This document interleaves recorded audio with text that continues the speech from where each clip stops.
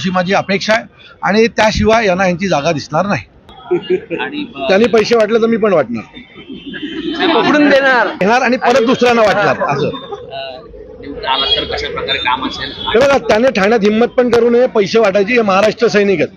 जर पैसे वाटताना कोणी भेटलं तर त्याच्या तंगड्या तोडल्याशिवाय आम्ही राहणार नाही. त्यामुळे पैसे वाटणार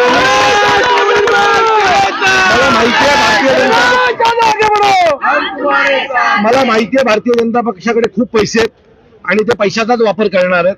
कारण का त्यांच्या आमदारांनी काही काम पण केलेलं नाही. त्यामुळे त्यांच्याकडे पैसे वाटण्याशिवाय दुसरा काही पर्याय नाही.